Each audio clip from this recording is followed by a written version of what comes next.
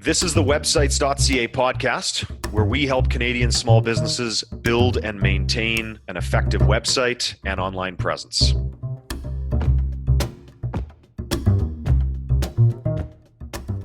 Hey everybody, Sean Corbett here, websites.ca marketing. Right now, we're going to talk about using pay-per-click ads to send your website a whole bunch of traffic from Google, but to do so the right way.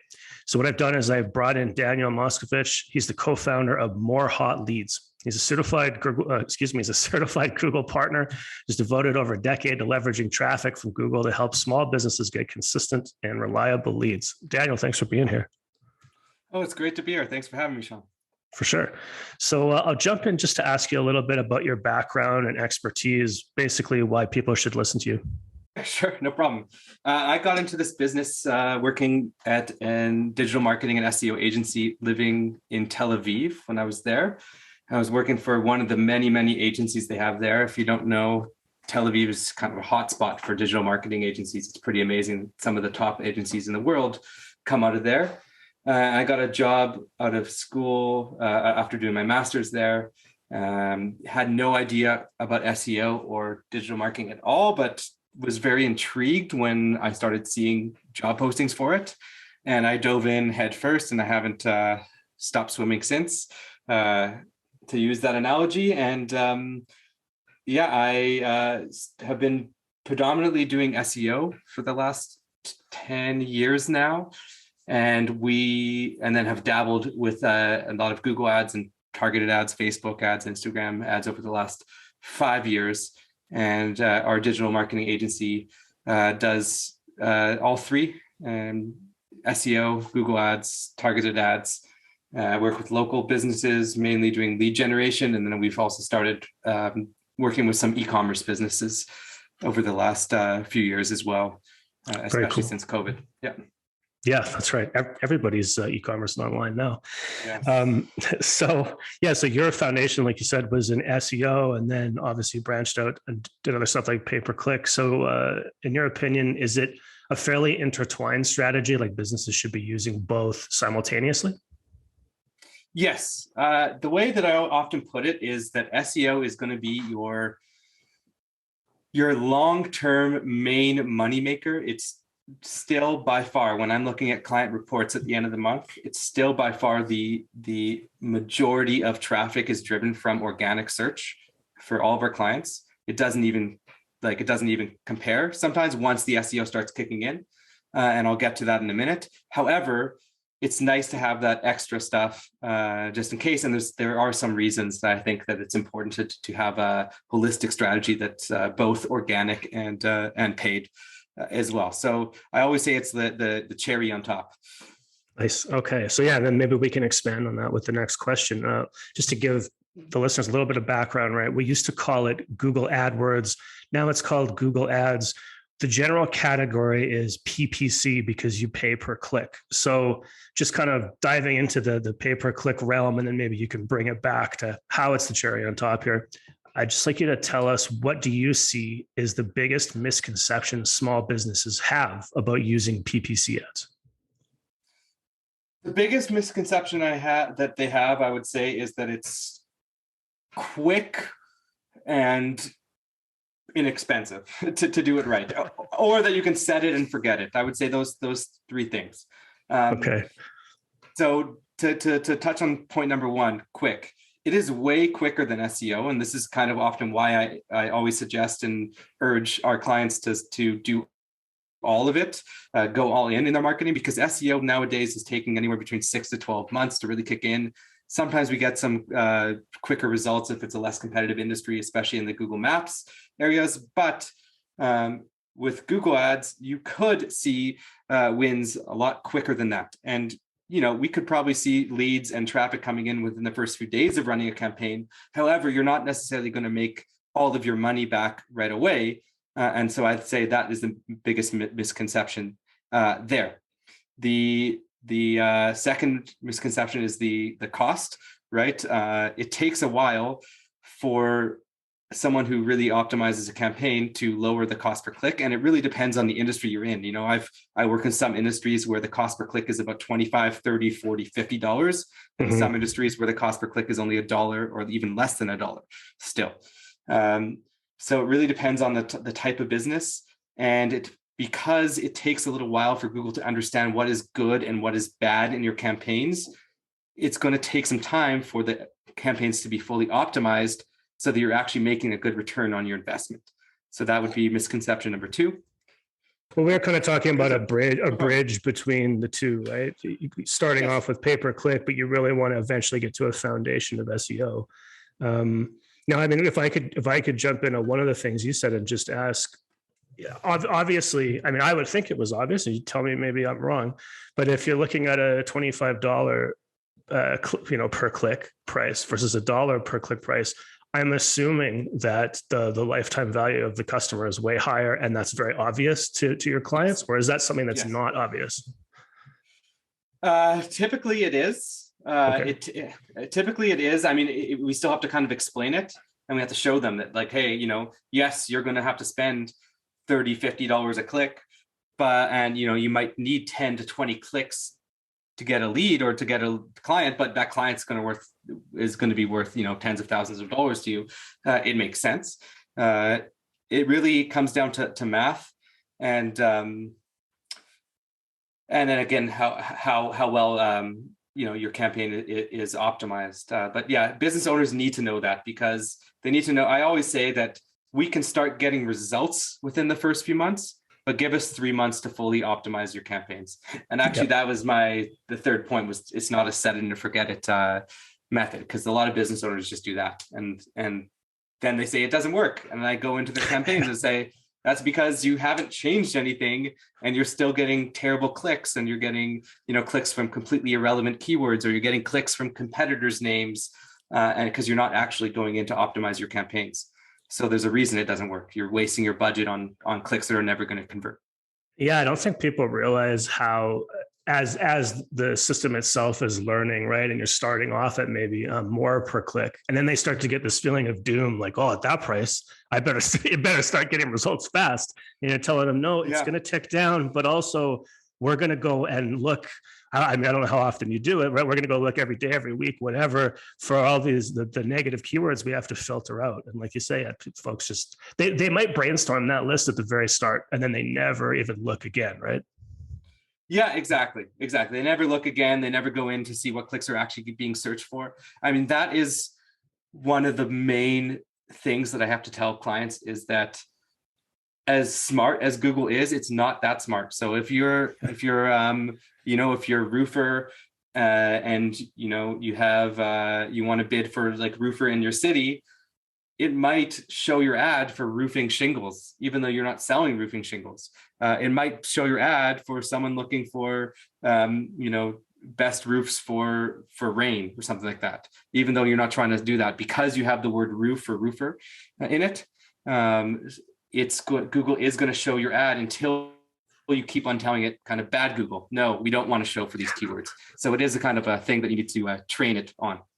Totally. And when you're setting up one of these campaigns for a client for the first time, does it typically fall one to the other, that you're focusing on awareness, or are you more focusing on making an end sale? At first, we always start with kind of top of funnel, broader things to start getting some traffic and to see what kind of keywords are out there. We also always launch and this is typically like a very minimal budget per day, a branded campaign, bidding on their brand and other competitors as well, because we don't want their competitors to show up for when people search for their brand.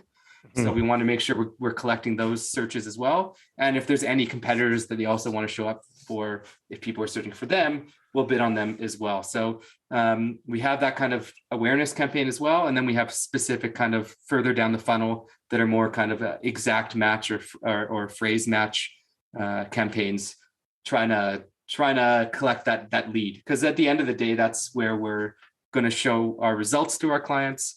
We're not necessarily about, hey, look how many clicks we got. We're about, look how many leads we got you. I'd rather have 10 clicks and 5 leads than 1,000 clicks and 2 leads, right? Totally. And on that topic, I think a lot of folks, when they do a PPC campaign or even just SEO in general, they don't even start thinking about that their pages are going to have to change as well, right? Because now how do you capture that traffic? Maybe they don't even have an email list where they opt people in. Maybe all they have is a phone number or whatever, right? So do you find that that's also, there's a bit of an explaining going on there where you're like, we can bring in the traffic, but then what are you going to do to actually harness that traffic and convert them? Yeah, it's our first thing we always start with. It's number one when I'm doing a proposal or a pitch in our pitch deck. We have to start with making sure your website or your web pages are optimized for conversions, especially if we're going to be paying for traffic. We don't want to send it somewhere that it's not optimized for conversions. So like you mentioned, do they have a clickable phone number? Do you have a call to action? Do you have a lead capture? Those are like the kind of design elements that we always want to make sure are there. I hate when people have to go click to another page to contact people. I always like to have an embedded form if possible, or a pop-up form. We find much better results there. And then the other thing is the content. The right call to action. Is it speaking to them? We've tested a lot of landing pages where the business is all about how great they are and nothing about the customer they serve or the client they serve. Right. So we like to change the language and the content there to always kind of say, hey, we get you. You have a problem right now. You have an issue. You need us. Here's why we can help you. I like to call those websites striving and priding websites, right? They're always right. They pride themselves on blah, blah, blah. And we strive to be. And I'm thinking, man, can you come back when you actually figure this stuff out so you can solve my problem? I like that. Yeah, feel free to use it. It's my copywriting burn. Okay, so now let's say we got some listeners. They probably have done Google ads in the past. Some of them may be doing Google ads right now, but they're just not satisfied with the results they're getting. So I wondered if you could maybe give them 1 to 2 easy wins they could do right away just to see some improvement. Yeah, I would kind of make sure that you are checking your search terms. So there's a difference between your keywords. This is the keywords that you're putting in to Google, and your search terms are the actual terms that people are searching, that your ads are showing up for. And make sure you're going through those on a regular basis to add the ones that you don't think are relevant to your negative keywords. And then try some exact match or phrase match campaigns. Yes, you're going to pay more for the clicks but you're going to get better quality clicks there as well. And then the final thing I would say is just make sure you have a one campaign. Like I said, typically we do a separate campaign because we make sure the budget is a little bit lower than the main services that we're trying to go after for branded. So have one campaign set aside just for your brand, for people who are doing branded searches, because you'd be surprised how many competitors of you might be, we call it brand jacking, stealing traffic when people are searching for you. So yeah, that's good to be aware of. And what would you recommend is the frequency someone should go in and check those search terms? It depends on the search volume of things. I would say definitely at least once a week. We have a team that goes into our clients' accounts on almost a daily basis and does that, just because we want to make sure that our campaigns are running as optimized as possible. But it shouldn't be like a once in a month thing. Okay, perfect. Yeah. And again, folks, there's the benefit of paying somebody to maintain it for you, because you probably don't want to be pulling it up once a day because you're busy with other stuff. So that's why you hire folks like Daniel. Now, maybe you could tell us a story, like a specific story about a business that you helped improve their pay-per-click ads. Sure. We got a couple that come to mind. A local flooring company that we work with. We basically what was happening was people were brand jacking them, so we started doing some branded campaigns, and we also changed one of their call to action buttons on their site from check out our projects to request a quote. So instead of check out how great we are, it's request a quote, because at the end of the day, that's really what people care about, and leads just shot through the roof. That was nice. one thing that I thought was really great. recently, we've also been able to kind of lower the cost per acquisition and cost per acquisition of lead acquisition for a number of our clients, just kind of testing different bidding strategies, which has been great. And we're seeing some really good results with our shopping ads for our e-commerce clients recently. I don't have the specific numbers, but we do like that. We're seeing that those are converting pretty well and pretty low cost per click as well. Nice. Any particular niche, or are you spread out in a bunch of different ones? Currently, More Hot Leads is spread out in to a bunch of different niches, and it's driving us nuts. So we are in the process of launching a niche specific agency as well. Oh, cool. That being said, if it's the right type of client and we can help them, then we would still take clients on in the legacy agency. But the niche agency is called Flooring Pros Marketing. So we're going to be working with flooring contractors and carpet contractors throughout Canada and the United States. Nice. Out of curiosity, it's totally unrelated to this conversation, but are you finding that those clients are having trouble with the supply chain issues right now? That is a good question. I know that some of my flooring clients had stocked up. I'm sure some of them are, especially the ones who like rely on like European hardwood stuff, for sure. That is, yeah. I'm not too aware of too many who are struggling there, because I think they stocked up. Yeah, see, I just destroyed the podcast from being evergreen by saying that. But anyway, around here it's really weird. There's a lot of flooring places. I don't need flooring, so I don't notice it. And all of a sudden, every flooring place has a sign advertising vinyl. So I'm thinking, oh, that must be all they have right now. But anyway, we'll see. Luxury vinyl planks are the floors these days. That's the thing. Okay. There you go. Competitive. So if you're in the luxury vinyl plank e-commerce business, you have to call Daniel because he's going to specialize in that. So that brings me actually to my last question, which is, if someone listening to this does want some help with pay-per-click, with SEO, with the whole thing, because obviously, like we said, it's kind of a package deal. And essentially the goal, obviously, to get leads from online sources. How do they get started with your legacy agency right now? Yeah, they can go to morehotleads.com. And there is I think it's morehotleads.com/strategy. Definitely morehotleads.com. And it's been a while since I've suggested this this URL, so I should probably know it. But if morehotleads.com, you'll find a button there to book a strategy session with me. Okay. To request a strategy session. And then if you are a flooring contractor listening to this, then go to flooringprosmarketing.com. Nice. And the strategy session, is that paid? Is that gratis? How does that work? morehotleads.com/strategy. It's a free session. If we feel that we can help you, then we'll hop on a Zoom call. We'll go over your website, your marketing. If you're running ads, we'll go over the ads currently. I'll go over your SEO, see what we can do to help you drive more business. And just kind of offer as much value as I can during our call. Perfect. And I'm going to put that link obviously in the show description for anybody who needs that. Daniel, you got the last word. Is there anything else you want to say about pay-per-click? Yeah, I would say that, Google traffic is still the number one traffic source.